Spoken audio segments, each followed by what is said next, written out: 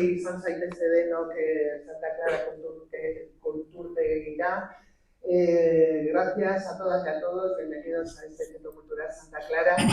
Y bueno, brevemente, porque evidentemente no tengo que coger yo el protagonismo, porque el protagonismo lo tiene Silvia Inchaurrondo, gran periodista que ha tenido la amabilidad de venir a esta Portugalete para presentar su primera novela. Y Emma Crespo, nuestra querida Izaskun Avellanal, que va a hacer un poco el partener, ¿no? La partener aquí en esta pequeña entrevista, en esta pequeña charla que vamos a poder disfrutar en esta mañana de sábado. Agradecer desde luego a la Asociación Cómplices Literarios todo el interés, todas las actividades, todo el trabajo que hacen por el fomento sobre todo de la literatura, pero del arte en general, de la cultura, y a todas las entidades y personas que por Portugalete pues, muestran tanto interés también por todo este tipo de actividades y desde luego hacen de nuestra villa pues, un motor de cultura, de actividad, de arte y bueno, pues creo que eso nos caracteriza también como municipio y como pueblo. Así pues, bueno, pues agradecer la presencia de todas las personas que estáis aquí y, bueno, animaros a disfrutar, a estar listos y preparados para todas las sorpresas que esta presentación tiene. Agradecer también al Instituto Zunzunegui, que tenemos también, van a intervenir también alumnos y alumnas del instituto y va a ser esta pues, una presentación muy participativa que seguro que vamos a disfrutar mucho. Sí, pues, horrela, eskerrik asko.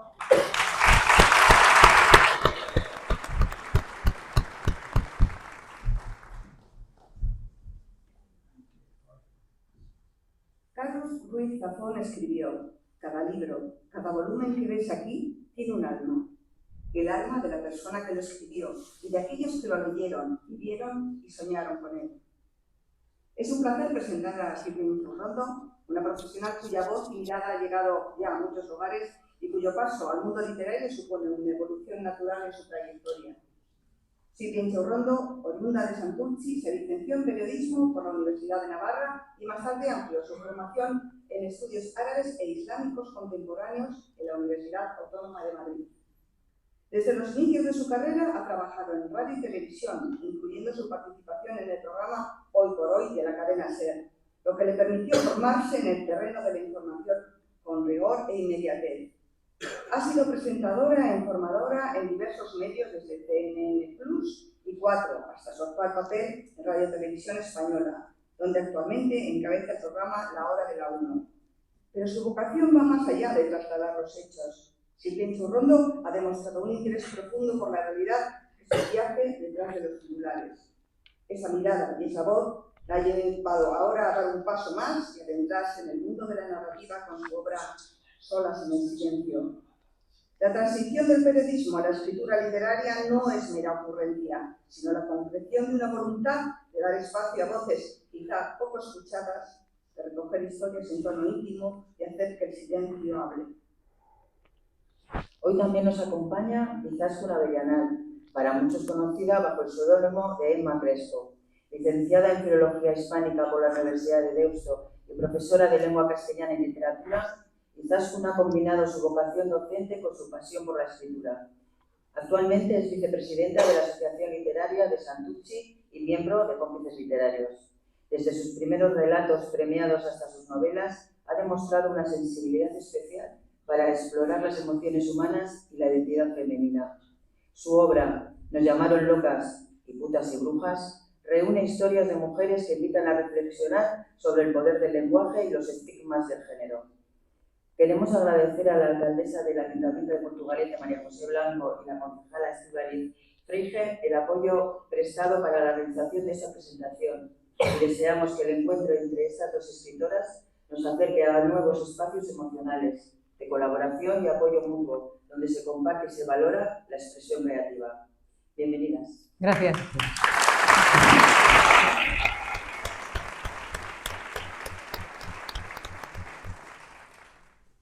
Egunon. Antes de nada, un aplauso para la gente bonita que va a compartir este sábado aquí con nosotros.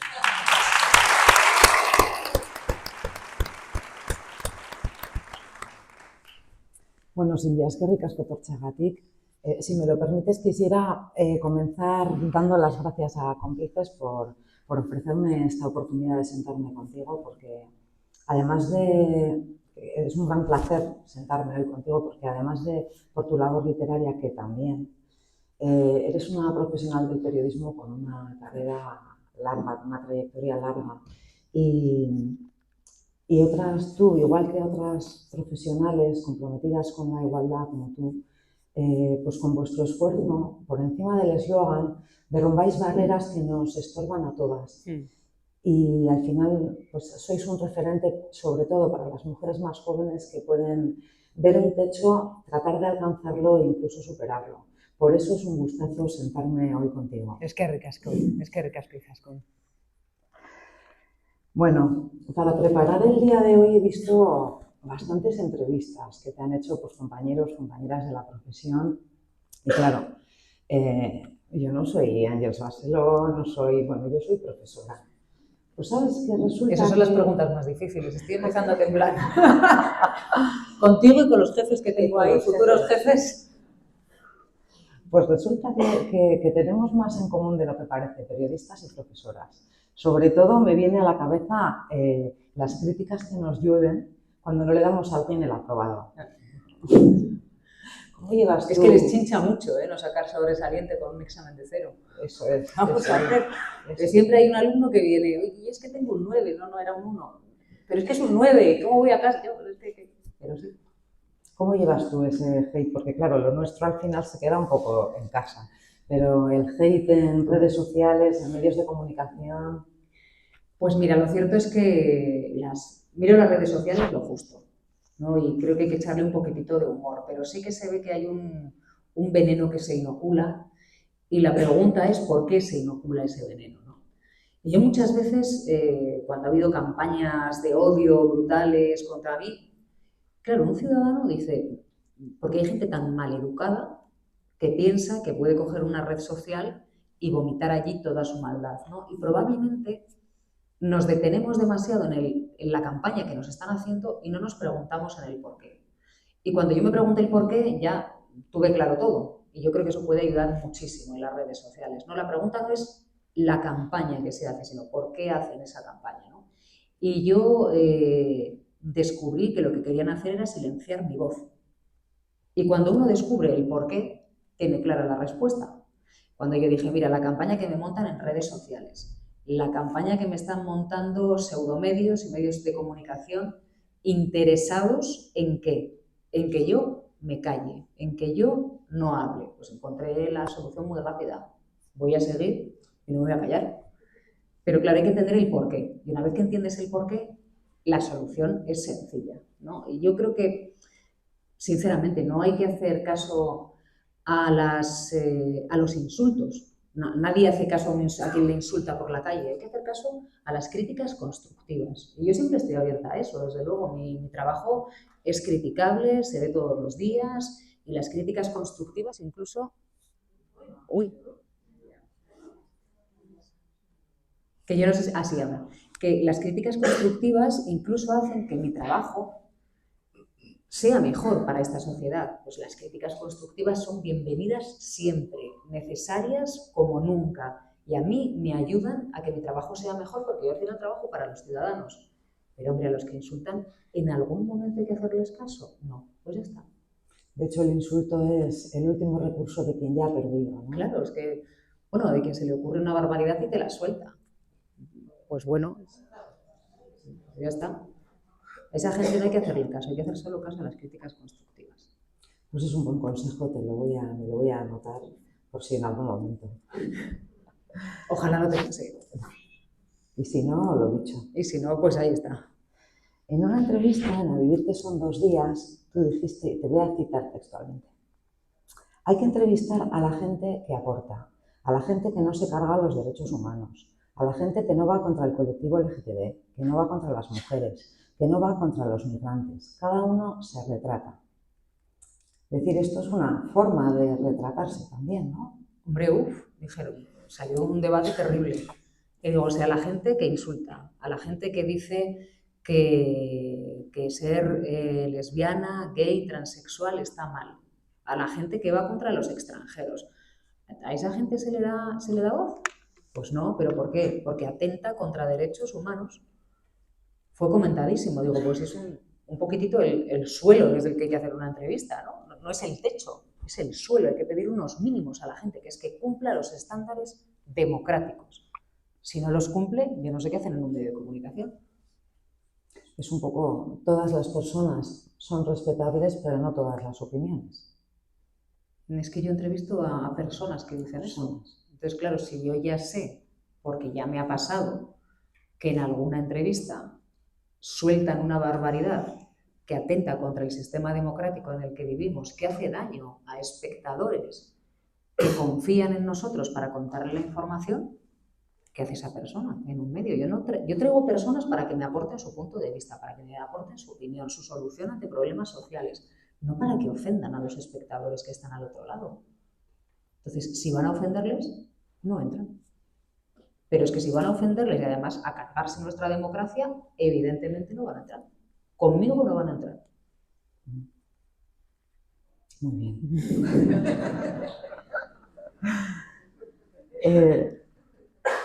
Es que te deja sin palabras. Pero es que es una sencillez absoluta, o sea, es que no, es un principio. Sí.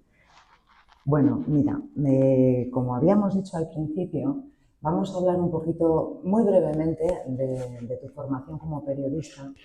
Y bueno, sabemos que estudiaste periodismo en la Universidad de Navarra. Y como hemos dicho, pues desde Cómplices siempre tratamos en los eventos culturales que hacemos de acercar un poquito, de alguna manera, al público más joven. Solemos hacer habitualmente colaboraciones con el Instituto Zunzunegui de Portugalete y en este caso, en el día de hoy, tenemos a 3 personas que están estudiando segundo de bachillerato de Humanidades y que tienen interés y que están valorando la posibilidad de entrar a periodismo. Que no lo valoren, es el... Bueno, pero de vez en cuando vuelve. No lo valoréis, es el mejor oficio del mundo, no dudéis. Puede ser todo lo duro que sea. Yo me levanto a las 3 de la mañana, de lunes a viernes. Todos los días merecen la pena. Todos, así que no lo dudéis, es maravilloso. Y que nos diga lo contrario, pues ellos sabrán. Pero que no oculten que contarle a la gente lo que está pasando es una manera preciosa de acompañarles, de mantener la democracia y de darles libertad. No lo dudéis, es maravilloso. Os cedo el micro y le hacéis unas preguntas. Venga.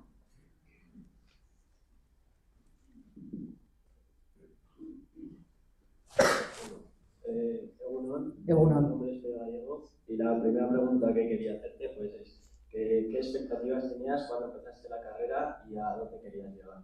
Pues mira, yo me formé para escribir, que la gente piensa que es que lo de escribir es una ocurrencia de ahora, pero yo me formé para escribir, para hacer periodismo escrito.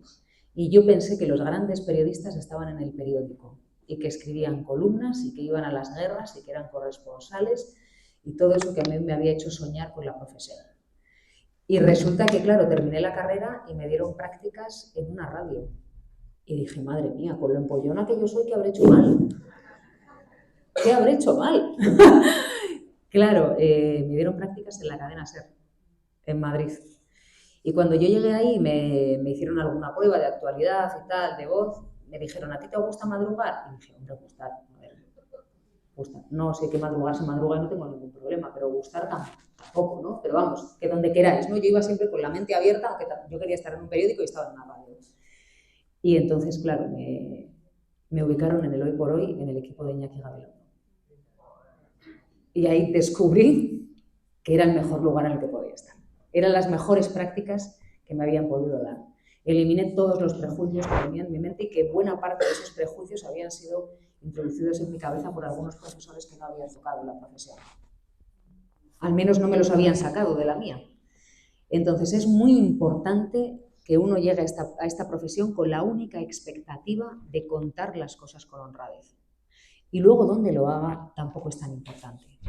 Y estar en una tele siempre en un horario de prime time y contarlo y tener mucha audiencia es muy importante. pero lo importante es contarlo honradamente, porque cuando uno lo cuenta con honradez y de acuerdo a la verdad, los espectadores acaban finalmente colocándole en el lugar que se merece. A mí me ha pasado eso y me siento muy afortunada. Así que yo aconsejo que vayáis sin prejuicios y con las expectativas de contar la realidad con honradez. Mira, esta sociedad lo va a agradecer. Y la segunda pregunta que quería hacerte, pues lo que te enseñaron en la universidad, ¿coincidía con lo que esperabas? No. Me formaron muy bien, me dieron una formación teórica extraordinaria, una formación práctica técnica que estaba muy bien, pero cuando yo llegué a la redacción me encontré algo muchísimo mejor de lo que yo esperaba. También más duro, porque el día a día es más duro, o sea, el ritmo en el que estuve de repente metida en un programa de radio, pues era... Claro, yo trabajaba... Cuando digo que me metieron en el equipo de Iñaki Gabilondo es porque yo trabajaba desde la medianoche hasta las 9 y pico de la mañana. Es decir, yo entré a un turno de noche y ahí estuve 5 años. Entonces, el ritmo que se vivía, el ritmo frenético, la exigencia, sí que probablemente sea mucho mayor de lo que esperáis. Sí, eso sí va a suceder. Y será bueno si os pasa eso. Digamos, que el shock no sea muy grande. A mí me habría gustado que me contasen cómo funcionaban los equipos, qué es lo que yo tenía que aportar, cómo tenía que trabajar en equipo para que saliesen las cosas, pero si sois un poco vivos, un poco despiertos y vais a la profesión a disfrutar, os lo vais a encontrar enseguida. Ojalá tengáis compañeros como los que yo he tenido la suerte de encontrarme, que hacen que las cosas sean muy fáciles, porque el equipo, aunque sea pequeño, si todo el mundo trabaja para que salga, de verdad que cada día será una aventura peligrosa, al límite, porque no sabes cómo va a ser, pero disfrutarás de la confianza de que todo el mundo está trabajando en la misma sintonía. Eso es muy bonito cuando te pasa, y a mí me pasa. Soy Eri y me gustaría hacerte un par de preguntas también. En la universidad, ¿cuál fue tu asignatura preferida, la que todavía recuerdas? Hubo 2. Redacción, 1, 2, 3 y 4. Me encantaba escribir, que yo ya os digo que me formé para escribir. Me pedían, pues yo que sé, una columna y yo iba luego al día, como era una empollona de manual, pues iba al día siguiente al profesor con otra columna. Y cuando me decía una entrevista, pues otra entrevista, ¿no? Y me ayudó a moldear la escritura. Porque los que nos queremos dedicar a escribir muchas veces pensamos que más o menos esto es lo que se espera de una buena escritura, pero tener buenos profesores, como me pasó a mí, que me formaron muy bien para contar historias, esto sí que tenéis que saberlo, te ayuda muchísimo a perfilar esa escritura y te ayuda a ver el impacto que tiene lo que tú escribes en el lector. Yo sí que tuve mucha suerte porque los profesores me supieron guiar muy bien, muy bien, y de hecho algunos de mis profesores de la universidad hoy en día son unos de los principales autores de novela negra de este país, ¿no? Entonces, claro, luego cuando me ha pasado, ahora por ejemplo, que me pasó hace unos meses, cuando me encuentro a mi profesor de redacción triunfando y puedo cenar con él en Pamplona y que hablemos de periodismo y sobre todo de escritura, pues es muy bonito, es muy bonito. Yo siento mucho orgullo por ellos, porque aunque es cierto que no me colocaron en el día a día de la profesión, sí que me dieron unas herramientas magníficas para que yo pudiese enfrentarme a la realidad como era. Y si tuvieras que resumir lo que aprendiste en periodismo en una frase, ¿qué dirías? Aprender como dentro en la universidad, en la carrera, durante todos estos años. Joder, los periodistas, ¿cómo vienen ahora? Yo creo que fue una pista de despegue para narrar. Fue una pista de despegue para narrar lo que sucedía en la realidad y lo que salía de mi imaginación en la ficción. Es como lo que definiría. Yo creo que es como hay que entender la universidad. Así, ¿no? Una carrera de periodismo te va a dar una pista de despegue, pero no te va a poner ni el avión, ni la gasolina, ni el piloto, ni nada. ¿Por qué? Porque todo eso depende de ti. Entonces, cuando vas allí a intentar aprender, a intentar ampliar la mirada, yo creo que eso os puede ayudar mucho. Y desde luego hay unos contenidos teóricos que hay que conocer. Hay unos contenidos históricos, políticos, de opinión pública, de sociología, que era una asignatura que a mí me encantaba, por ejemplo, el conocimiento de la sociedad, cuáles son las herramientas para conocer la sociedad, para medir lo que opina. Todo eso es extraordinario. Las herramientas teóricas, las que a mí me dieron, son maravillosas. Bueno, Egunon, soy Unai, y me gustaría preguntarte ¿qué consejo le darías a una persona que está pensando pues, en el periodismo como nosotros? Bueno, Que disfrute. Que disfrute. Es una profesión que cuando la vives te enseña a vivir. Porque vais a vivir mucho narrando las vidas de otros. Es verdad que a veces narramos mucha desgracia, pero también se vive. También se aprende del dolor que se narra en una guerra, en el genocidio en Gaza, o sea, de todo eso se aprende. Y a veces cuesta contarlo. Me ha pasado que se te pone un nudo en la garganta y eso que yo, quiero decir, como televisión pública, siento la responsabilidad de que las imágenes que salgan en la antena no sean evidentes. Es decir, he visto muchas imágenes, por ejemplo, del genocidio en Gaza, que no he querido sacar, porque me parece que eran indignas para la víctima, a pesar de que sacarlas iba a poner un nudo ¿no? digamos, en la garganta del espectador, ¿no? He preferido contarlo de otra manera por respeto a las víctimas, incluso palestinas, de esos ataques. Sí. Y mi segunda pregunta, un poco más larga. En el mundo actual crecen las fake news, los bulos de incluso profesional en el periodismo, los pseudoperiodistas, y gran parte de los medios de comunicación, escritos y audiovisuales, están financiados por empresas que los dejan de ser un servicio público para convertirlos en un medio de lucrarse. Entonces, ¿qué cambiarías en la formación universitaria de los futuros periodistas para solucionar todo esto? No, si no hay que cambiar nada en la formación universitaria. Hay que hacer que la gente que son una pandilla de sinvergüenzas, cuando entran en la profesión les señalemos y digamos, este es un mentiroso y el otro es un sinvergüenza.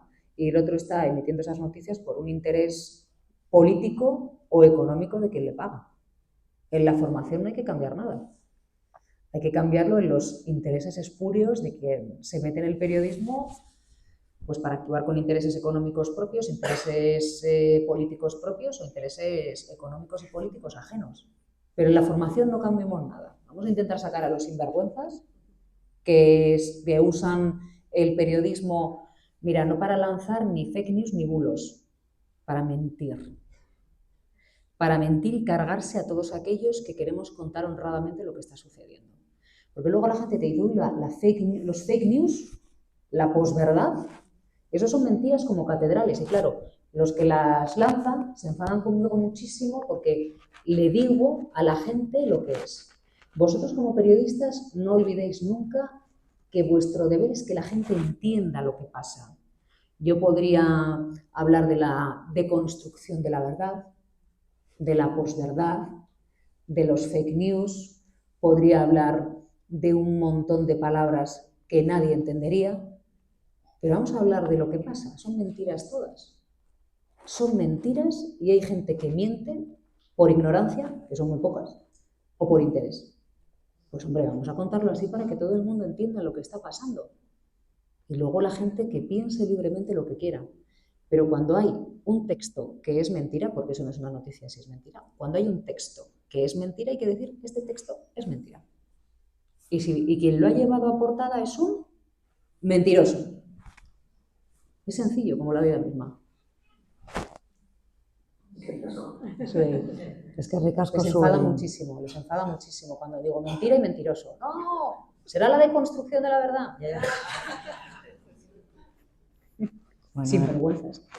Es que ricasco ekarri dituzuen galderagatik, oso ondo egin duzue. Txalo bero bat, mesedez.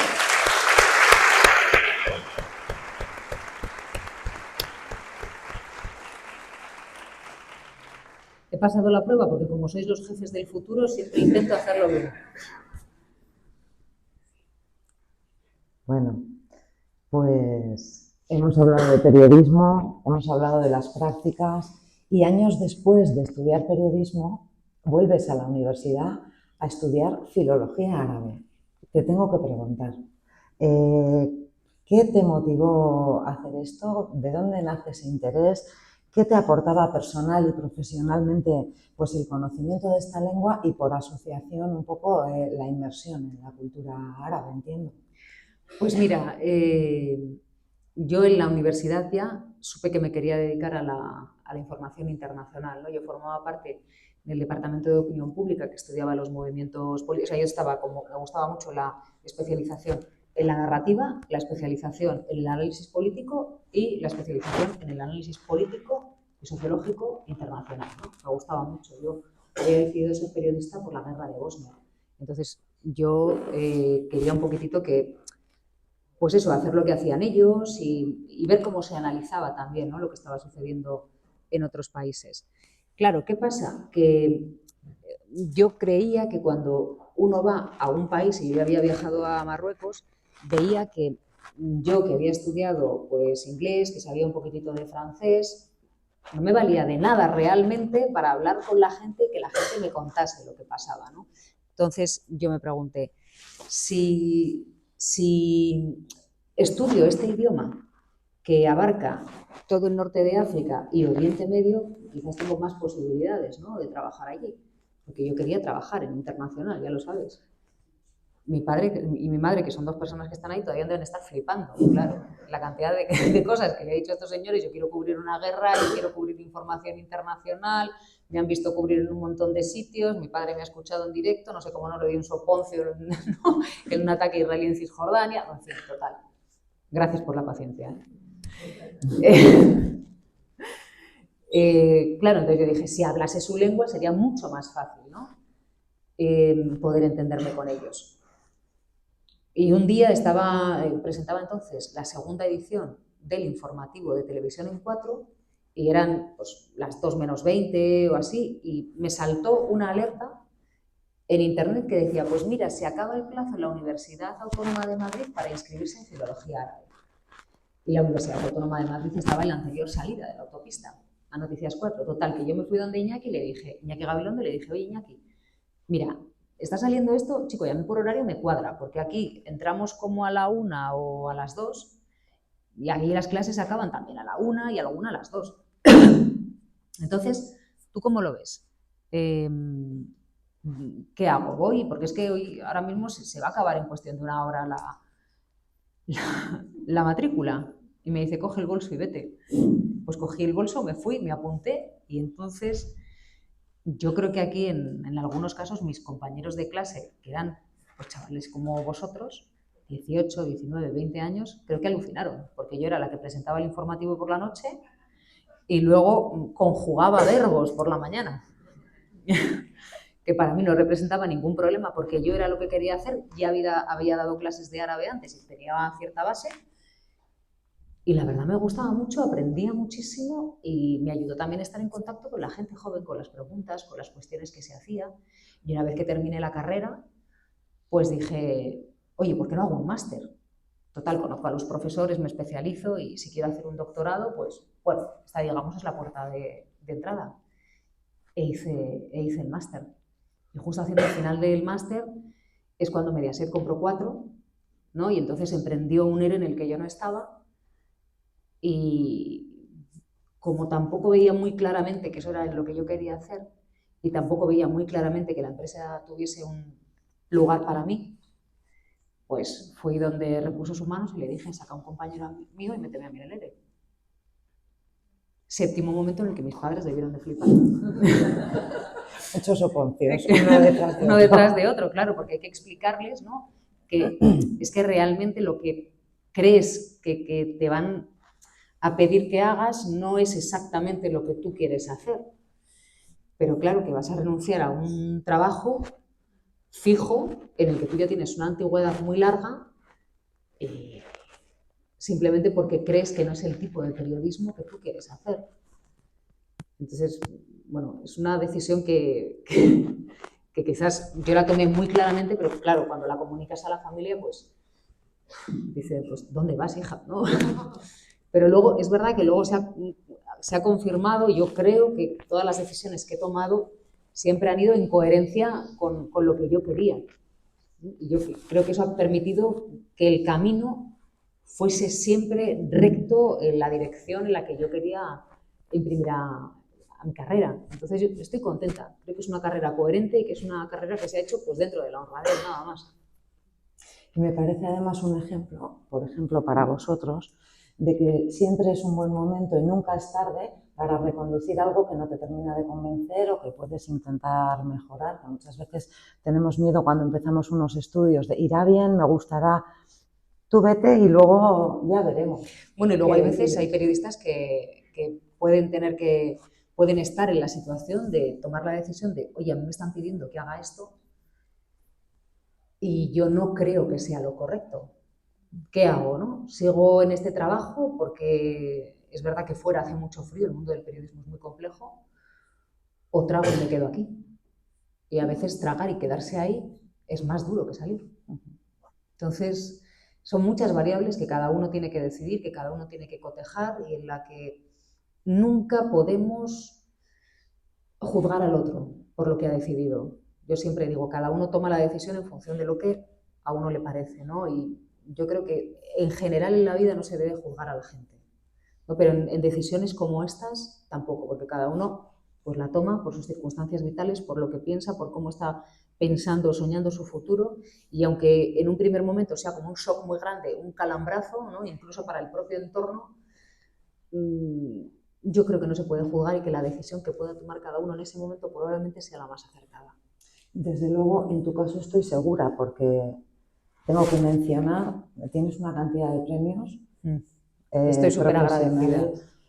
Bueno, no los voy a mencionar todos porque es una barbaridad, pero por comentar alguno, pues tienes el Premio Público, el Ramón Rubial, Ana Tutor, el Club de las 25, tienes el Ondas 23 y en 2024 tienes el Iris. Sí. ¿Cuál te hizo especial ilusión? No, todos. Todos, pero fíjate, no los recibo como un premio personal. Siempre he trabajado en equipos en los que cada una de las personas que trabajaban conmigo han aportado. Entonces, yo no siento que ese premio sería, digamos, muy vanidoso pensar que ese premio es solo para mí. Y esto lo tenéis que saber vosotros, cuando un periodista se pone en pantalla, sea el presentador, sea el redactor que habla desde el Congreso, hay un montón de gente trabajando detrás para que eso sea posible. Desde el técnico que conecta la señal, el que tiene la cámara, el técnico de sonido que la recibe, el técnico de imagen.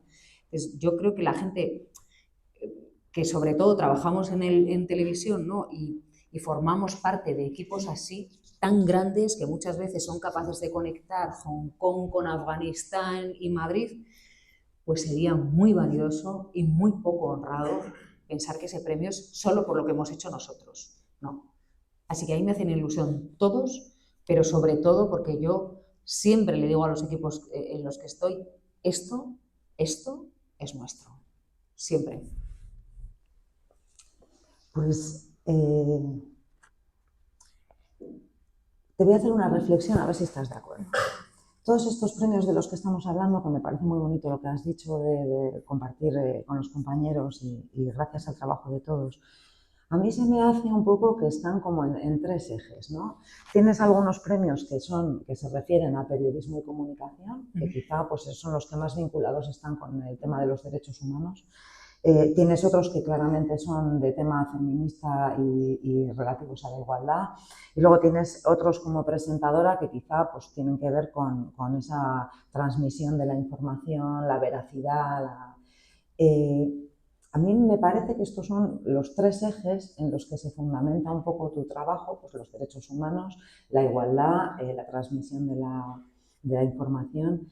Y te quiero preguntar si estos tres ejes permean en un momento dado del ámbito periodístico del que estamos hablando al ámbito literario, y así aprovecho y entramos ya en materia. Pues probablemente, es que yo creo que cuando uno escribe no se puede quitar el traje.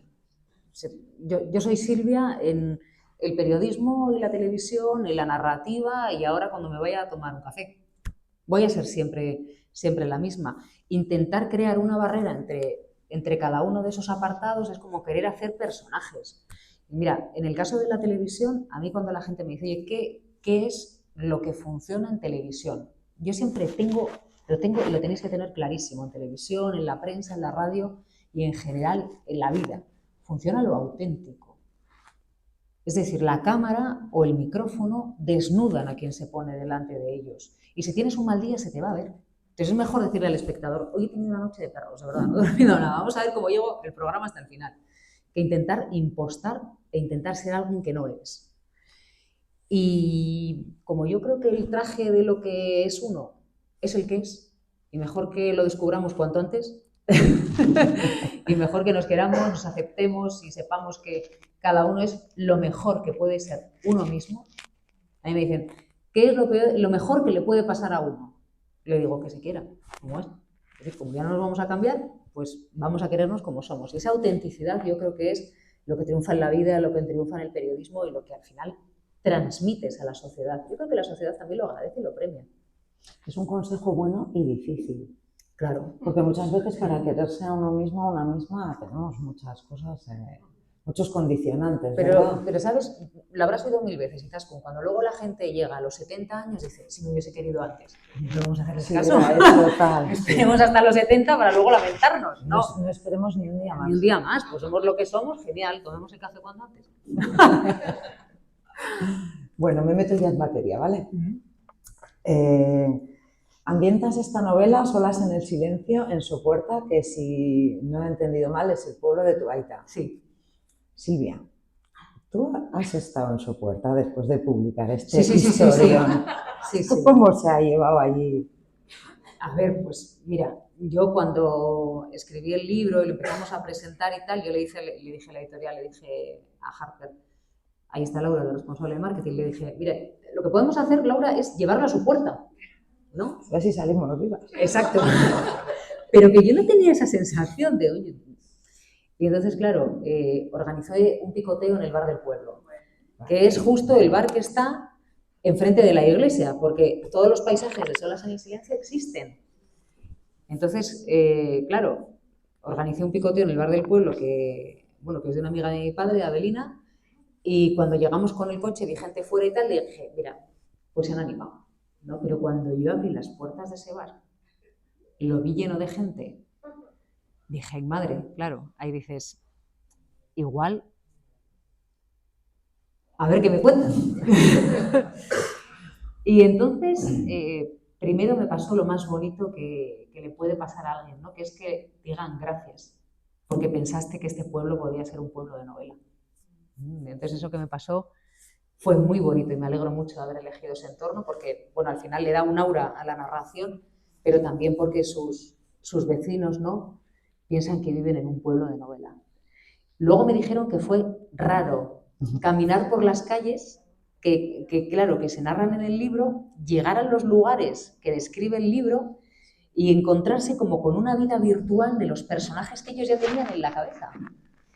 Y luego hay gente que también está un poquito cabreada porque dice, es que la gente va a pensar que en Sopuerta, le digo, no, porque la narración ha salido de mi imaginación. Y luego están los que te dicen que estos son muy curiosos y me han hecho reír mucho.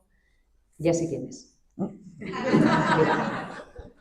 ¿Te acuerdas de la tía abuela, esta que tenía el comercio enfrente de, bueno, pues la prima de esa, la que se fue, no la que se quedó, esa tenía un hijo, es Josean. Y yo siempre digo, es que no sé de qué me estás hablando. Yo venía de pequeña, no tengo ni idea de lo que me estás hablando, entonces no. Toda esta historia ha salido de mi imaginación y solo he tomado prestado el pueblo, los escenarios reales, porque me venían muy bien para la trama, número uno, y porque, digamos, que inyectaban toda la tensión que yo necesitaba que llevase Solas en el silencio. Eso te iba a preguntar, si además del guiño familiar, pues veías en el hecho de ambientar la historia en un entorno rural, pues las facilidades que eso te da con respecto a ambientarla, por ejemplo, en una gran ciudad, pues el tema de pues, los espacios más pequeños, los bosques en un momento, pues todas las características que son de un entorno rural y luego ese pequeño componente, no sé si llamarlo mitológico, de superstición, de esa pequeña magia, sí, magia rural, del mundo rural, lo tuviste también en cuenta. Claro, primero, a ver, yo usé el entorno, digamos, de Solas en el silencio, de Sopuerta, básicamente porque el escenario yo pensaba que provocaba una desconexión en el lector, ¿no? Es decir, el lector entraba a un lugar distinto mentalmente. Y como entraba a un lugar distinto mentalmente, pues le hacía desconectar de la realidad en la que vivía. Así que como elemento de desconexión me valía. Luego, por otro lado, era una localidad con una beta claustrofóbica, con lo cual me hacía que el lector sintiese más presión sobre la trama que estaba leyendo. Y luego, efectivamente, era un lugar que permitía la conexión con la mitología, con la superchería, las creencias antiguas que eran mal interpretadas. Entonces, tenía los tres elementos que a mí me valían para ilustrar esta historia. La receta para el éxito. Bueno, manejas...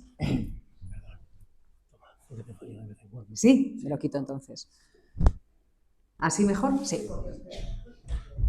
Lo quitamos, Sí, lo quitamos. como tú quieras.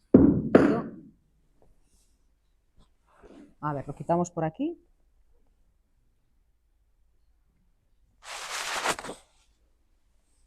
No os preocupéis que esto se hace todos los días en la tele. A ver, saco, tiro yo. Tira tú. Ahí, ya lo tenemos. Lo escondo aquí. Así mejor. Así oír todos. Ahí, perfecto. Creo que te estaba diciendo que manejas una cantidad considerable de personajes. ¿Los tenías dibujados de antemano? ¿Una idea de hasta dónde, cuántos personajes? No, yo empecé a escribir Son las señales y silencio, simplemente yo empecé a escribir en domingo y entonces dije, bueno, ¿cómo sería un domingo en su puerta? Entonces me metí mentalmente en una casa, subí las 5 escaleras de granito negro, llegué a un descansillo y dije, aquí viven 2 mujeres enfrente y enfrentadas. Y así nacieron, fue el germen. y así nacieron Consuelo y Soledad. Pero yo no sabía la historia todavía que quería contar. Y comencé narrando la historia de Soledad porque me parecía que era la que más casaba, ¿no? Con la historia, una madre y un hijo, la que me permitía un poquitito desarrollar toda la rutina de un domingo, del domingo como yo lo había vivido en su puerta. Y ahí es cuando comienza la historia de Soledad. Claro, es que me resulta fabuloso que me cuentes esto. Es que los entramados mentales de cómo has empezado a escribir esto, de dónde ha nacido. Claro, o sea, un autor generalmente o sabe que la historia que quiere contar o la descubre según la narra, ¿no? Yo no sabía la historia que quería contar en este primer libro, la descubrí en torno a la página 30-40 y a partir de ahí ya lo tracé con un esquema, con distintos personajes, cada uno con su trama, en una línea temporal presente y en una línea temporal pasada. Sí, eso es lo que te iba a preguntar, porque si me dices que partes de 2 personajes, llegamos a la cantidad que llegamos. Y yo decía, bueno, en algún momento, porque todo eso se va complicando. Claro, las historias de unos se entrelazan con las de los otros y además nos estás metiendo capsulitas de pasado, de situaciones de hace años, que devienen hasta el presente, que condicionan el presente, las relaciones de esos personajes. Y yo veía que la cosa cada vez se iba complicando más y digo, bueno, en algún momento habrá tenido que necesitar un cuadro, un esquema, un mapa con hilos rojos como los de los asesinos en serie. Yo durante mucho tiempo estuve conviviendo en mi mesa de escritorio con post-it de colores, cada color era un personaje y había 2 líneas temporales. Y en un momento que no me cabía el ordenador, claro.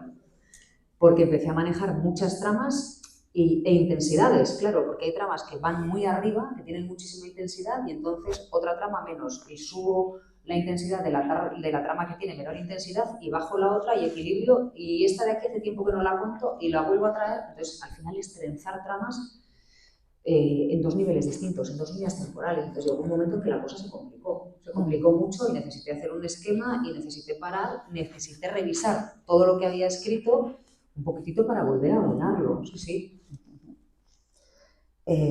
Se nota porque al final llega un momento que lo cuadras todo. Y me parecía, y es una de las razones... No puedes imaginar cómo fue ese momento. ASMR. Te decía que eso, que hay un momento en el que lo cuadras todo, que me quedaba en blanco. No sé lo que pues mira, te voy a contar que yo durante año y 2 meses que estaba escribiendo este libro, iba con una libretita en el bolso Y muchas veces estaba caminando por la calle y decía, esto es lo que le va a pasar a Soledad. No, espera, Consuelo, no, pero entonces le dejo pendiente, voy a apuntarme, he dejado pendiente esto de Consuelo. O sea, durante año y 2 meses yo he vivido intentando buscar soluciones para estos personajes, ¿no? Yo cerré el libro y dije, ¿y ahora qué voy a hacer sin ellas? Año y 2 meses, ¿no? Pensando en vidas ajenas y con la obsesión de intentar impartir justicia, que he descubierto que es algo muy difícil. Porque yo a las mujeres de este libro, las que son buenas o algunas han cometido errores, yo no las juzgo, no juzgo a ninguna de las mujeres que hay en este libro, a ninguna de ellas. He intentado describir su vida de forma que las conozcáis con toda su gama de grises, pero no me atrevería a juzgar a ninguna de ellas, porque creo que he podido, claro, al crearlas, he podido crear personajes muy humanos. Pues algunas cometieron errores, intentan solucionarlos, son torpes, y algunas, pues, un error que cometieron, una falta de valentía, la cobardía, el no hablar en el momento adecuado, pues les pasó luego una factura muy grande porque perdieron a una de las personas que más querían. Entonces, ¿qué mayor castigo, no, le voy a infligir a esos personajes? Sí, eso es un poco, ya he recuperado lo que te iba a decir. Que cuando consigues, que se nota al final, cuando ya cierras todo, se ve que está hecho ese trabajo, que los personajes están trabajados, que tienen un porqué y sobre todo que tienen una evolución. Es un poco lo que tú acabas de decir, ¿eh? Que le has dado esa vuelta, que has hecho esa reflexión, ¿qué hago con esto? Fíjate lo que pasó y ahora ¿qué voy a hacer? Y está muy bien, porque eso es precisamente lo que hace que cuando cogemos este libro y empezamos a leerlo, no podamos dejar de leerlo, porque nos da tanta información de tantos personajes y la entrelaza de una manera tan hábil que tú necesitas saber lo que está pasando en cada una de esas líneas argumentales que tú vas trenzando, necesitas saber cómo va a terminar cada una de ellas. Entonces este no es un libro que tú dejas sobre la mesa y te olvidas 3 días, es un libro que paras de leer porque tienes alguna obligación ineludible. Y eso es lo más bonito que me puedes decir. Y en cuanto terminas, vuelves porque tú estás ahí, pues eso, pues a ver qué le va a pasar a Consuelo, a ver qué va a hacer Soledad, a ver qué Basilia tal, y se lee escandalosamente rápido porque es que es adictivo. Pues mira, muchísimas gracias. Eso es lo que buscaba. Porque yo muchas veces, vamos, a mí me pasa que la literatura para mí es lo que me gusta hacer, ¿no? O donde me gusta habitar, hasta que hay algo que me lo fastidia. Es decir, tú estás leyendo un libro y alguien te dice, ¿entonces está la cena hecha? Pues yo quería que el lector sintiese eso, ¿no? Que le había dado una historia para vivir con una emoción tan potente que el resto de lo que tuviese que hacer era secundario. Y sabía que competía con elementos muy difíciles como las preocupaciones familiares, laborales, las redes sociales, todo, ¿no? Luego hay lectores que me han dicho cosas muy bonitas que animan mucho a seguir escribiendo, ¿no? Como por ejemplo, a mí me fastidiaba que el metro llegase y no tuviese 2 paradas más, ¿no? Me fastidiaba tener que dejar de leer, esperaba salir del trabajo corriendo para ver qué es lo que le pasaba a Consuelo o a Sole. Gente que me dice, deje de ir al gimnasio, gente que... Como se lee tan rápido, afortunadamente son 3 días, o gente que me dice, pues es que yo de repente me fastidiaba que me molestasen, ¿no? Eso indica que has creado un texto que se vive. Y eso para un autor es lo más bonito que le pueden decir. Pues por mi parte me fastidiaba hasta tener que cenar. Vamos a pasar a temas un poquito más, vamos a hablar un poquito del contenido, ¿vale? Hemos tocado la forma un poco y vamos al contenido que para mí es donde está realmente el significado profundo de este trabajo, ¿vale? Cuando empiezas a leer Solas en el silencio, tú te vas metiendo, bueno, pues tú lo has explicado muy bien, en un terreno muy delimitado, geográfico, y en una atmósfera, tú creas una atmósfera que vamos descubriendo que está cargada de muchas violencias, de diversa índole, de distinto grado, muy diferentes, pero muchas violencias, o sea, que van cargando la atmósfera. Y en un momento dado, no muy tarde, hay un acto extremo de violencia explícita, muy duro.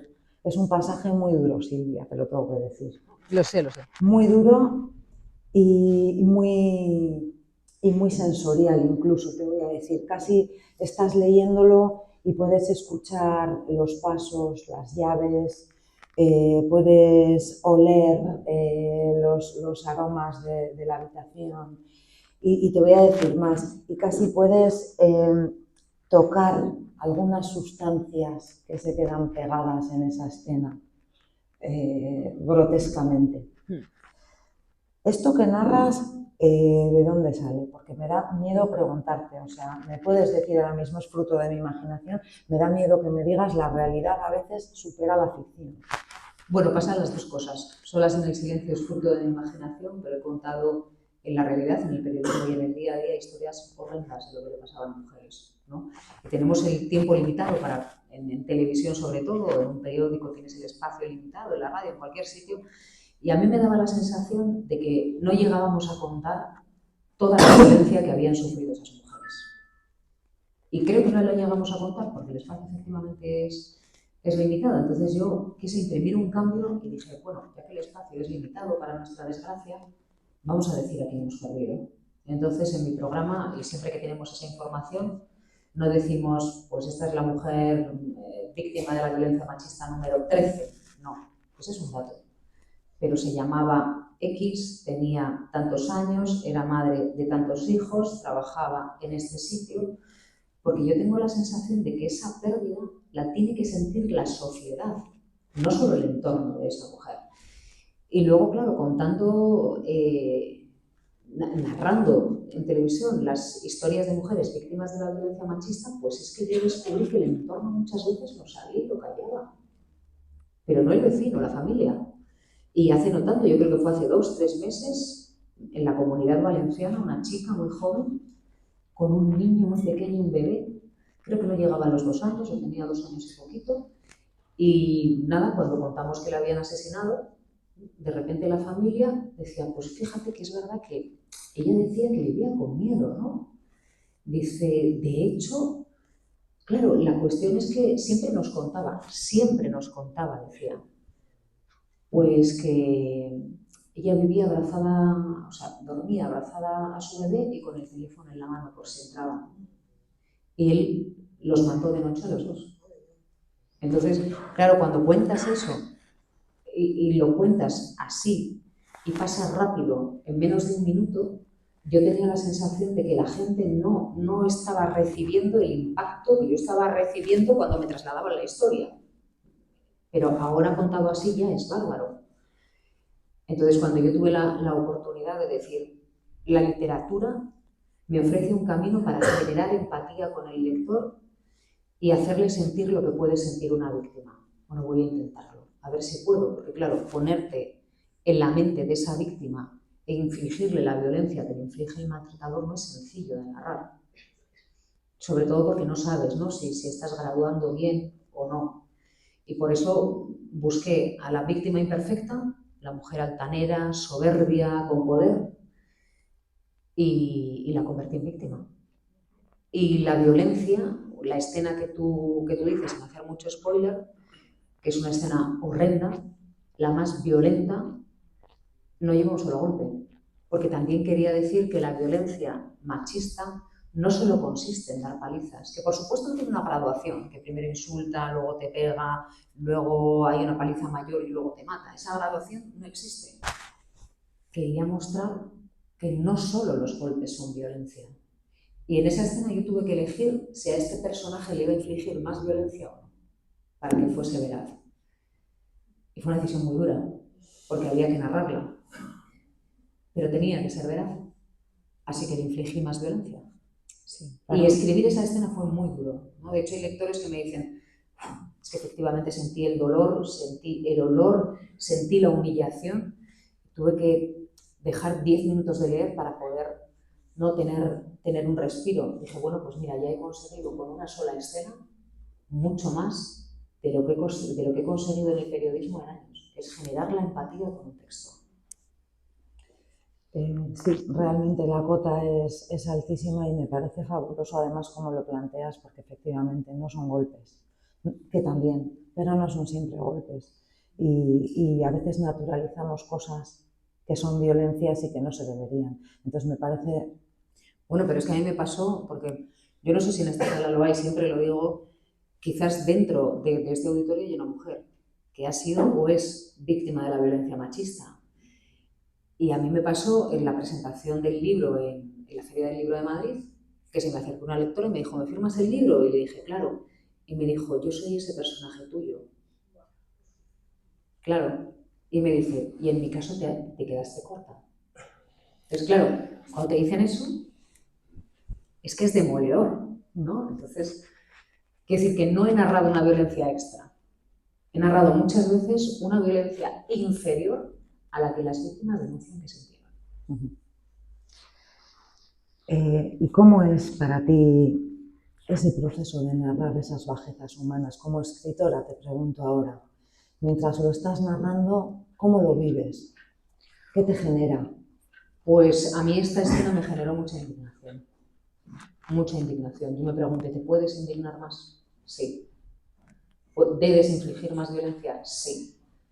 ¿Crees que con esta escena el lector se habrá sentido suficientemente indignado? Yo creo que sí. O sea, yo creo que es una escena humillante para cualquier lector que le tiene que hacer reaccionar. Y sobre todo porque yo en la primera página, en el marco que le pongo al libro, lo que le digo al lector es, tú vas a entrar en este pueblo, pero tú si quieres vivir esta historia tienes que comportarte como un vecino más, así que tienes que mantenerte en silencio, no puedes denunciar. Y eso al lector se le hace un nudo muy gordo en la garganta desde el principio. Porque lo que le hago es llevarle a otro lugar, a otra época, con los parámetros presentes que tiene en la cabeza ese lector. Entonces ve de forma muy evidente que hay que romper ese silencio y que hay que denunciarlo. Entonces esta es la clave. Yo probablemente es de lo que me siento más orgullosa en este libro, que ningún lector que haya entrado sale del libro con la idea de que no hay que denunciar, todo lo contrario, que si se encuentra el silencio hay que romperlo. El silencio, pues me alegro de que nombres el silencio, porque era lo siguiente que te quería preguntar. En Hora 20 y pico, en una entrevista, hablaste de la equidistancia forzada en el periodismo, de cómo quedarte a veces al margen ya es tomar partido de alguna manera en una injusticia o tapar de algún modo un abuso. Y esto es uno de los pilares de la novela que has escrito. El mismo título, Solas en el silencio, pues cómo hace alusión a la sensación de soledad que genera precisamente ese silencio propio y ajeno ante las situaciones que se están viviendo en un pueblo tan pequeño y que muchas veces son conocidas y sabidas. Claro, y en las grandes ciudades, ¿no? Como el caso que acabo de comentar. Pero en el caso de Solas en el silencio es que el entorno no hace nada, no porque tenga miedo al maltratador, porque claro, el lector se intuye, hombre, igual es que le da miedo, ¿no?, dar un paso. ¿No? En el caso de Solas en el silencio es que es más patético todavía. Es que los vecinos no hacen nada porque no consideran que sea asunto suyo.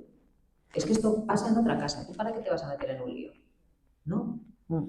Y cuando me preguntan, hay hombres que me preguntan, ¿entonces no hay hombres buenos en solos en el silencio? Y le digo, hombre, el hombre que evita que violenten a su hija es su padre. ¿Hay hombres buenos? Claro, hay hombres buenos. Pero esos hombres actúan, los malos no. Como pasa en el caso de las mujeres. Las mujeres que quieren actuar, actúan. Y las mujeres que no quieren meterse en un problema, simplemente dan un paso atrás. Pues dar un paso atrás es tomar una decisión. No hacer nada es una decisión consciente que condena a la víctima. Y es lo que se ve en Solas en el silencio. Eso es. Y sin embargo, mientras estamos en este fuego cruzado entre personajes de todos con todos, de cosas que arrastran de hace muchos años, hay un momento, a ver cómo te pregunto esto sin desvelar absolutamente nada. Hay un momento en el que ocurre algo entre un grupo pequeño de mujeres, no sé cómo llamarlo, una rebeldía, una redención. Un acto de sororidad. sí quería llegar ahí, tenía también una pequeña compensación. Tú has hablado antes de una justicia, llegar ahí a una justicia entre una serie de mujeres que están involucradas con ese personaje central. Es la decisión, el gesto que hace que cambie todo. Porque Solas en el silencio, que es verdad que narra episodios muy trágicos, también hay amor y hay risas, cuidado. Sí, la vida no puede ser solo violencia, por eso el libro tiene el atractivo, ¿no? de narrar y de tocar más palos. Pero Solas en el silencio es un mensaje de esperanza. Yo no voy a hacer spoiler, pero llegar al final, quien llegue al final, va a sonreír. Esto os tiene que quedar muy claro. Y es lo que quería trasladar, que si hay un solo gesto, uno solo, que viene para cambiar las cosas, va a conseguir cambiarlas. Y que ganan los buenos, lo que pasa es que no sabéis quiénes son. Como lectora, te digo que se agradece mucho, mucho, mucho ese gesto. Hacia el final, cuando ya no sabes por dónde va a salir nada, no quieres ni pensar porque dices, ¿todavía se puede complicar más? Sí. Y pasa esto, se agradece mucho, mucho, mucho. Y además, como tú dices, pues esta acción de esas mujeres realmente es la que desencadena el final de la historia. O sea, a partir de que ocurre eso, ya vamos en picado hacia un final. Y fíjate que me da la sensación que durante toda la historia has mantenido una narrativa realista, una prosa pues ágil, de oraciones cortas, que va directa al grano, vamos a decir. Y a partir de este momento, pues esa narrativa cede un pequeño espacio al mito, a lo sobrenatural que comentábamos de la tradición popular, y ya estos elementos se extienden pues hasta la última línea ya de la historia. Quizá el final para una realidad tan dura no podía ser otro que un pequeño alejamiento precisamente de esa realidad. Bueno, tenéis que saber que el primer final para Solas en el silencio no era este. No era este. Nunca desvelaré cuál era, ¿eh? Pero este es el final luminoso que creo que la gente necesitaba ver y que yo necesitaba escribir.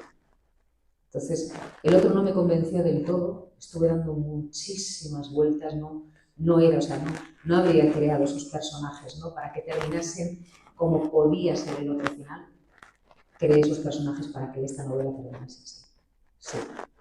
Por eso digo que pero necesitaba inocular la duda de si esto lo vamos a solucionar los humanos o si va a venir una fuerza sobrenatural a solucionárnoslo, o entonces necesitaba generar ese elemento de tensión en la narración de la tercera parte de Solas. Sí, pero no. El final es luminoso y yo creo que viváis esta novela así, como un final luminoso. Sí, es verdad que es un soplo de aire fresco, ¿no? En la tensión que vas arrastrando, en la incertidumbre, en los momentos de dolor que son muy palpables. Pues bueno, pues hay ese final y dices, hombre, ha podido hacerse esto que se ha hecho. Pues se agradece como lectora. Y ya entroncando un poco pues, con el tema que estamos hablando, hemos empezado a hablar de la violencia de género, de esta sororidad entre mujeres.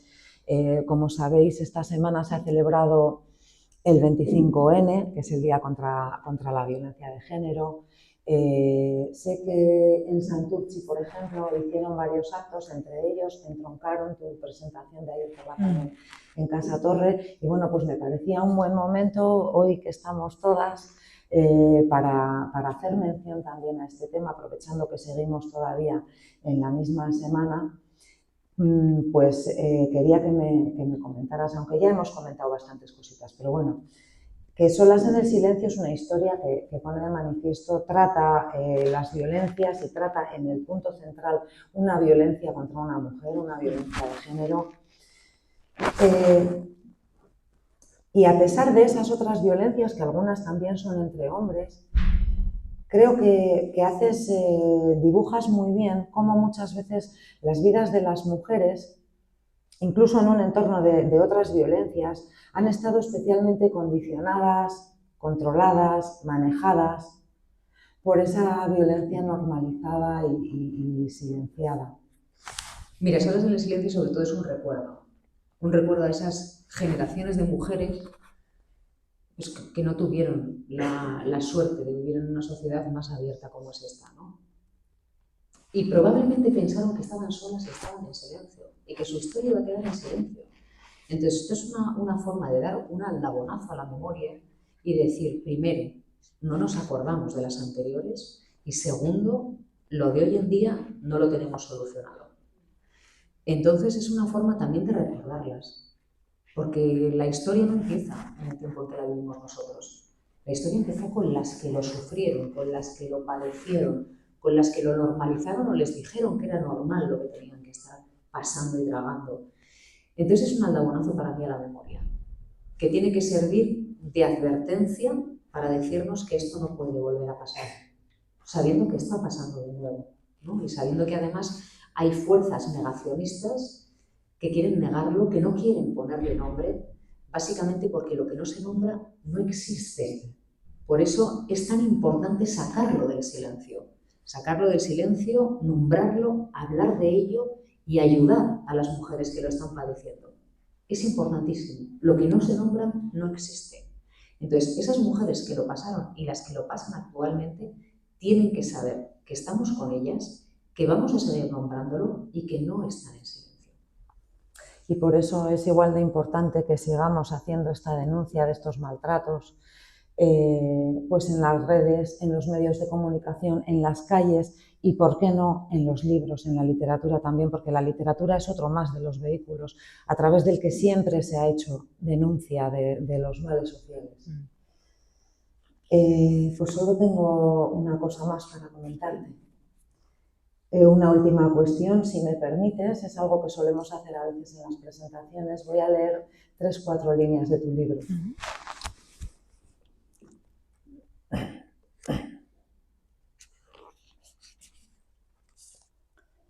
Sintió el peso de su nombre, soledad, y pensó que más que una forma de llamarla, era un castigo. Había pasado toda la vida sola, recorriendo el mundo de los vivos y entregada a los cuerpos muertos. Josean había sido su única compañía, su único amor verdadero. Le cogió de la mano y lo levantó. El chico se abrazó a ella y se puso a llorar. Fíjate que cuando... ¿Te ha gustado Josean? Josean le ha gustado mucho a los lectores, ¿eh? Que cuando elegí estas líneas, yo no sabía que tú habías empezado esta novela por Consuelo y Soledad. Las elegí... ¿Y no te has fijado en los nombres? Sí, Consuelo, claro. Sí, claro. Soledad. Pero quería que me lo dijeras tú. Soledad está sola completamente, es una apartada social, y Consuelo es una mujer dedicada toda su vida a dar consuelo a otro, mientras a ella no la consuela nadie. Entonces, claro, los nombres, intenté también jugar con los nombres a medida que contaba su historia. Y luego, claro, Sole es la madre del tonto del pueblo, que es una expresión súper desafortunada hoy en día, pero que casa exactamente con la época 1975, mediados de 1975, que es donde está, cuando está inspirada la novela, porque todos los detalles, algunos por ficcionar la historia, eran veraces.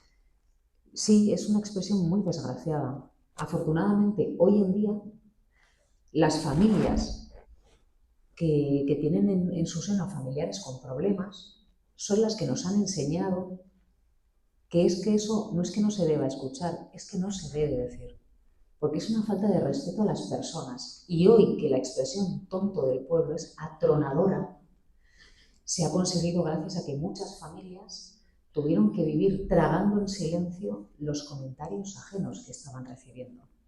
Porque yo, que nací en 1979, todavía he vivido con la expresión tonto, tonta del pueblo, retrasado, expresiones súper desafortunadas que nos retratan a nosotros y las decimos y no a la persona sobre la que la decimos, ¿no? Entonces, creo que esta sociedad ha conseguido evolucionar. Vamos a ver si evolucionamos un poquito más rápido, y ahora que nombramos a estas personas que tienen problemas como debemos nombrarlos, vamos a ver si ya socialmente y políticamente podemos darles también lo que necesitan, que son todas las herramientas a su alcance para disfrutar de una vida digna.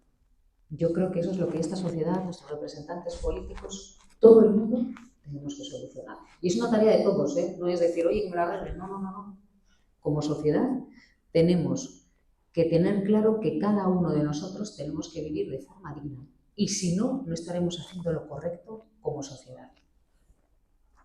Perfecto lo que estás diciendo. ¿Yo qué te voy a decir? Yo te voy a dar las gracias a título personal, Silvia, porque aunque mi situación no tiene nada que ver con la de Soledad, de hecho es diametralmente opuesta, en los 16 años que yo llevo siendo cuidadora de mi hijo que tiene una discapacidad, he visto más madres solas que padres solos. Sí.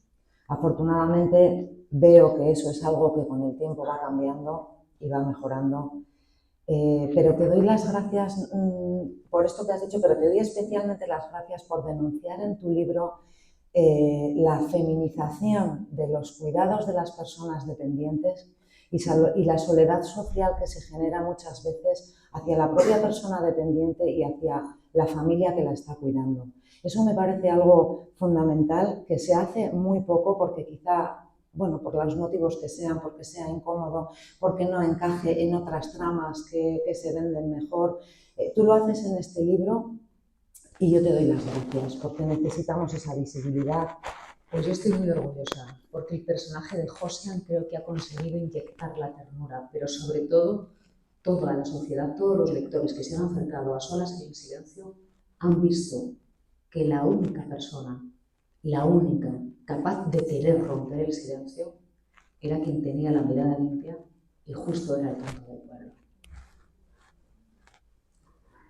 Un aplauso, por favor.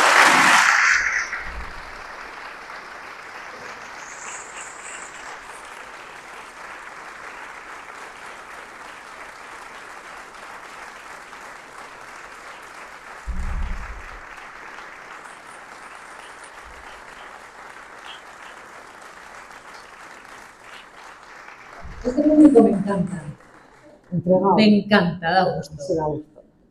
Bueno, pues por mi parte no tengo mucho más que añadir, que ha sido un gustazo tremendo. Yo sí quiero decir una cosa. Es que no es fácil que uno encuentre una persona que se haya leído con tanto mimo el libro, que haya buceado en el significado, que lo haya relacionado con las vivencias que he podido tener yo como persona. Así que quiero pedir un aplauso enorme para Izaskun. Muchas gracias. Sí.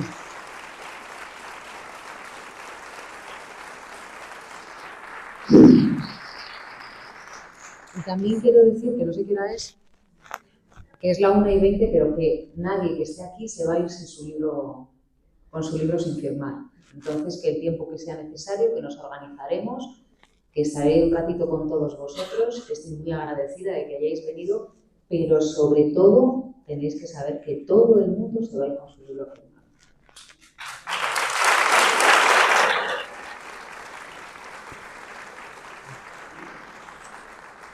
Pues mira, con esto ya termino, ahora sí, antes de ceder el micro al auditorio, porque yo imagino que alguien tendrá más cosas para preguntar. Ah, claro, encantada, sí, sí.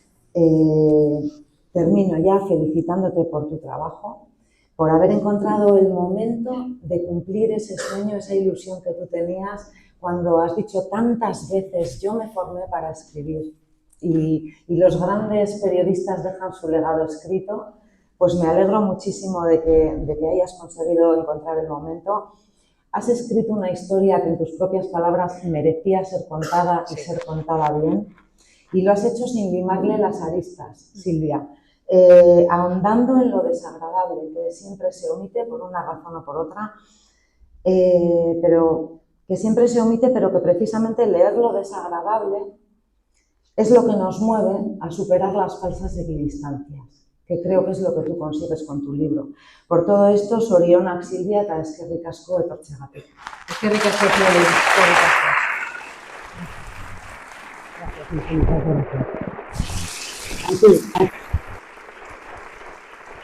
Gracias.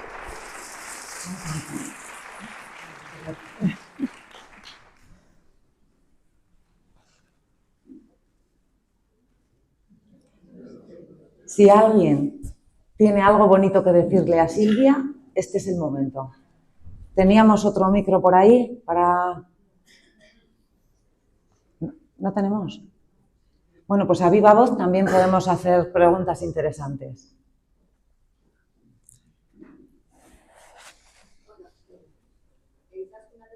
Tanto el libro que ya casi no se puede hacer preguntas. A ver, he leído La cola y se ve claramente a Silvia Serrano, el inicio. O sea, la valentía, y yo creo que la historia puede ser como una escrita en casco. Pero yo creo que ha sido súper valiente poniendo a su puerta, o sea, el libro con nombre, porque yo creo que es un Tú tienes información. Hay alguno enfadado igual. Yo creo que hay algunos. Pero a mí me gustan los libros así. Me gustan los libros valientes, ¿no? Y me gustan los libros que cuentan las historias bien. Yo le puedo perdonar a un escritor que no escriba muy bien, pero no le puedo perdonar que no cuente bien la historia. Y creo, por lo que he leído en La cola, que este libro, la historia va a ser perfecta. Ojalá te guste mucho. Muchas gracias por tu programa. Todos los días. Gracias por estar al otro lado. Sin vosotros no existiríamos nosotros.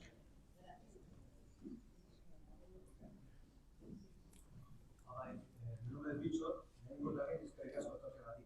Dos pequeñas preguntitas. La primera, ¿qué se si se puede cortar? Claro, también me gustaría que me contestaría quizás.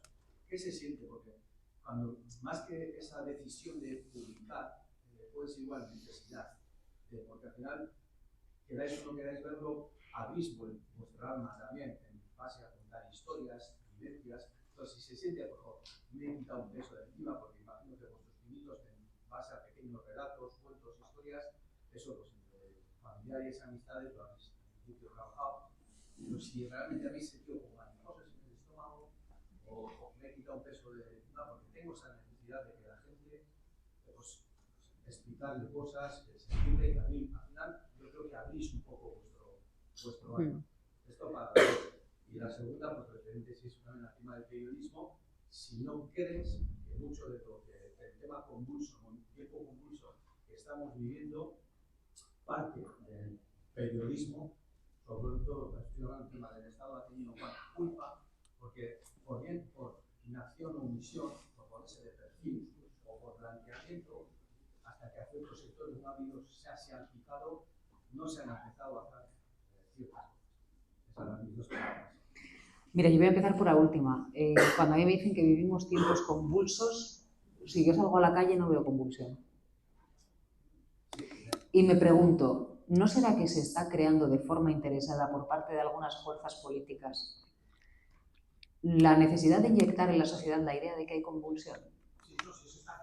Entonces, primero, ante expresiones que han conseguido volárnosla, ante los tiempos convulsos que vivimos.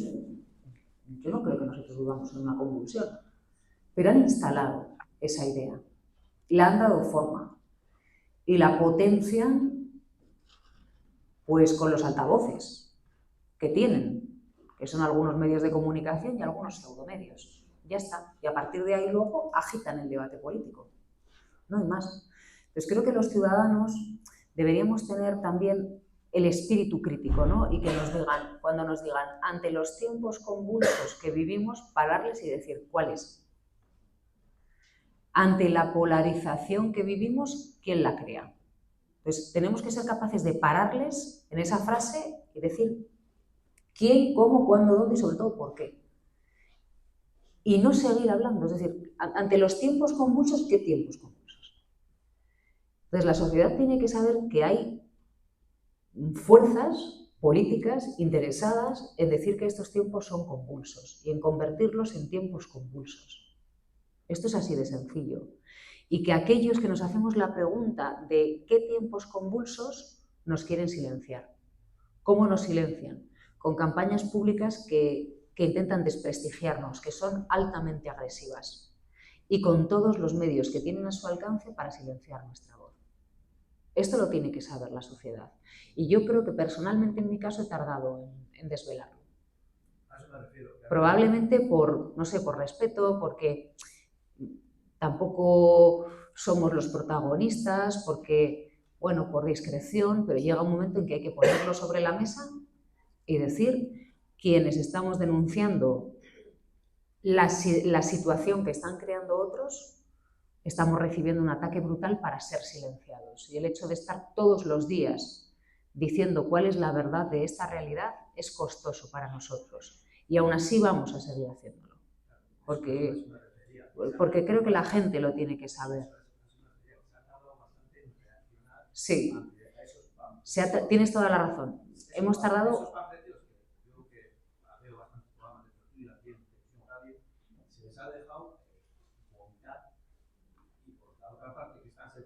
Pero es que luego cuando dices que están lanzando bulos y mentiras, no veas cómo se pone. El ataque se recrudece. Entonces, claro, entonces esta sociedad tiene que saber que el hecho de seguir es un acto de resistencia en sí misma, pero que el periodismo no debe hacer eso. El periodismo debe simplemente narrar lo que sucede. El problema es que hay periodistas que estamos siendo sometidos a un ataque brutal. Y claro, el hecho de estar ya es un hecho de defender el periodismo, pero porque el periodismo es un pilar de una sociedad democrática y lo vamos a seguir haciendo, pero tiene un coste, por supuesto, y esta sociedad tiene que saberlo para cuando quiera reaccionar, por supuesto. Sí, sí. ¿Cuál era la otra pregunta? ¿Qué sentís? O sea, en el momento que decidís, porque yo no creo, si me equivoco me corregís, que sea una decisión de publicar, sino más lo veo pues igual como una necesidad vital de contarle, porque al final, de cierta manera, el que escribe yo intuyo que abre su alma también a los lectores. Entonces, si habéis sentido algo, mariposas en el estómago, me he quitado un peso de encima, si se siente algo o se toma como una naturalidad normal. Creo que este es el momento en el que me puedo ya decidir a mí. Yo personalmente, cuando me pongo delante de un ordenador y escribo, pienso en la posibilidad de vivir una vida, ¿no? Imagínate que tú te dedicases a inventarte vidas que vives. Pues en mi caso es lo que yo he hecho. Y luego, cuando escribes una historia que sabes que van a leer otros, dices, ahora que estoy escribiendo, inventándome esta vida para vivir otra, que no es la mía, quiero hacerla todavía más atractiva para que el que la lea la viva a tope como la estoy escribiendo yo y como la estoy viviendo yo. Y la verdad, no pienso en nada más. Simplemente me dejo llevar. Si la escena me provoca una emoción, lloro y me emociono, y si hago reír, pues me río, ¿sabes? Eso es vivir, consiste en vivir. Y yo así lo veo, no sé cómo lo vives tú, Izaskun. Pues yo he tenido la afición de escribir, claro, tú has desarrollado, tú has estado escribiendo, además has estado haciendo radio, pero además entiendo que habrás, bueno, habrás tenido por dónde sacar el ¿no? Yo siempre he tenido esa inquietud, o sea, yo recuerdo siendo una niña que yo a las vacaciones me llevaba una bolsita con juguetitos y uno era una libreta con un lápiz. Cuando apenas casi juntaba 4 palabras. Eso es algo que me ha acompañado siempre. Entonces, eso es algo al que luego después, cuando te formas un poco, le das ya una estructura, le imprimes una voluntariedad.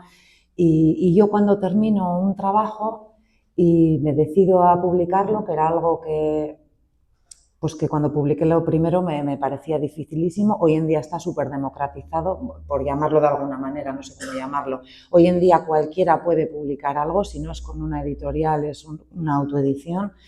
Pues un poco lo que buscas es compartir eso que tú has logrado cerrar, porque al final cierras, cuando terminas una historia, cierras un proyecto, compartir y bueno, pues hombre, pues en el fondo que a alguien le llegue, ¿no? O sea, la buena crítica en el sentido de que se admiten críticas constructivas, como tú decías, pero lo que te da calorcito por dentro es una buena crítica. Que alguien te diga, jo, pues esto que has escrito, qué bonito, cómo me ha emocionado. Por ejemplo, eso para mí es una crítica fabulosa. A ti. Quería agradecerte de la entrevista tan maravillosa que has hecho, Silvia Zurich, te diría, quería preguntarte, ¿tú por qué piensas que se han hecho actuaciones o no se han hecho suficientemente contundentes con situaciones que hemos visto, y tú qué crees, tu opinión, ¿qué habría que hacer? Me refiero ante manifestaciones de la extrema derecha, incluso delante del Partido Socialista en Madrid, en los que se han zarandeado maravillas, se han hecho cosas que no se hubieran permitido en otro momento ni otros grupos. ¿Por qué se les ha permitido que se han sido tan templados, ¿no? Porque hemos visto desde la otra parte de la Cámara Es que vamos, la gente tenía que estar detenidas, ¿no? Detenidos. Por menos que eso, en Gasteiz ha habido unos enfrentamientos tremendos, que no quiero quitar importancia, porque el mobiliario humano hay que respetarlo. Pero ¿por qué ante ciertas actuaciones hemos visto en Cuelgamuros, cuando se sacó a Franco, pueden hacer saltación, pueden ir a partidos con banderas que son anti o preconstitucionales? ¿Por qué se permite eso? Y hay asociaciones falangistas, es decir, la Falange fue el único partido que podía asistir durante el franquismo. Entonces no entiendo por qué se es tan templada en esas actuaciones, porque en otras circunstancias aquí eso hubiera sido motivo de arrasar. Y a mí me preocupa también eso, que para algunas cosas se tenga tanto cuidado y para otras no. Bueno, yo creo que lo que hay que hacer es socialmente ser contundentes contra el fascismo y contra el franquismo. O sea, porque al final defienden regímenes que no son democráticos. Entonces, podemos analizar por qué actuaron las fuerzas de seguridad, por qué permitieron la manifestación los jueces, lo tendrán que saber ellos. Pero desde luego lo que a mí me interesa es que la sociedad, cuando ve comportamientos violentos, los denuncie, como lo has denunciado tú. Y también tenemos que ver el síntoma de qué es eso. Esto es lo interesante. ¿Cuál es? El síntoma es el crecimiento de fuerzas extremistas, que es la clave, fuerzas extremistas de derechas, 50 años después de enterrar a un dictador que encarceló a este país. Entonces hay que ver por qué. Lo interesante de todo esto es ver por qué y hacer que no se repita. Esto es así. Pero créeme que las exaltaciones fascistas y franquistas nos ponen los pelos de punta a casi todos. Esos a los que no se los ponen tendrán que explicar por qué no se los ponen a ellos, desde luego. Y como tú dices, tendrán que, tanto jueces como fuerzas policiales, tendrán que decirnos por qué hay manifestaciones que todavía estamos viendo en las calles con banderas preconstitucionales y lanzando gritos que no forman parte de, digamos, la higiene de un país democrático y que son ilegales, porque las leyes de memoria así lo determinan. Pero efectivamente lo seguimos viendo, ¿sí? Pues es una desgracia. La sociedad debe identificarlos, debe rechazarlos y mayoritariamente lo hace. Tampoco pensemos que los que gritan más es porque son más. No, es porque elevan el volumen más. Lo hicieron siempre gritaron más. Y siempre se comportaron de forma violenta. Y eran pocos y consiguieron encarcelar a toda una sociedad. No nos dejemos llevar por el miedo de pensar que son muchos. No, no lo son. Sí, por ahí. Hola, hermanos,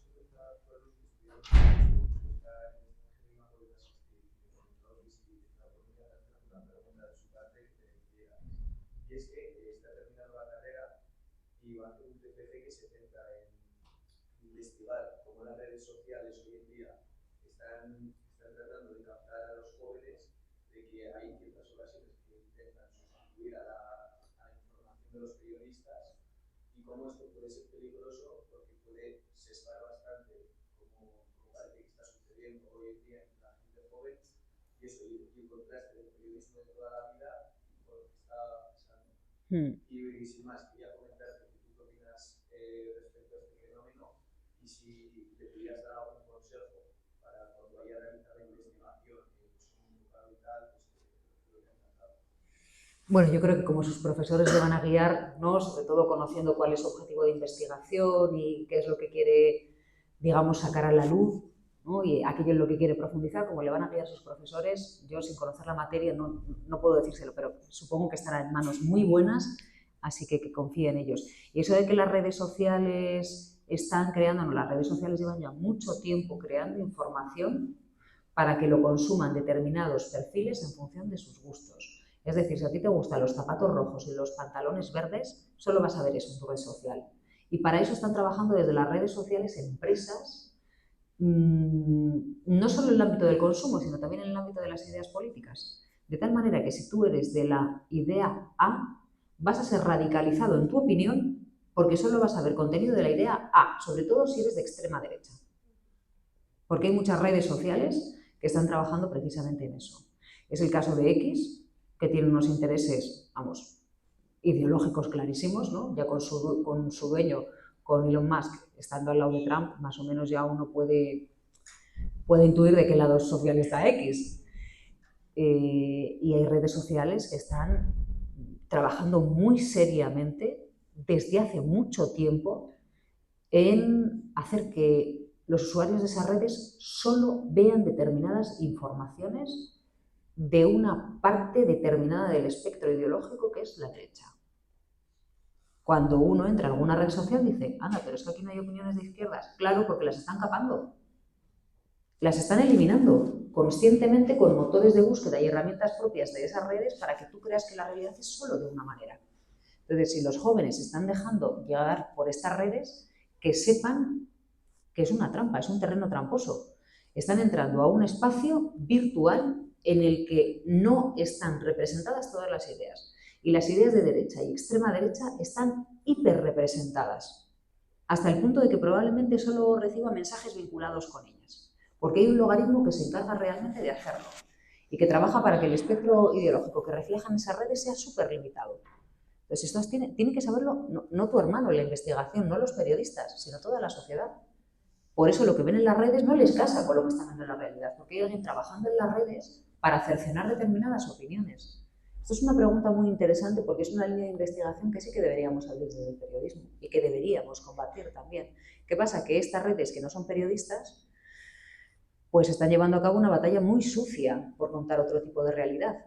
Cuando los periodistas contamos la realidad, de la forma más honesta lo intentamos y claro, esas redes sociales están haciendo el trabajo sucio a una determinada opción política que siempre es la misma.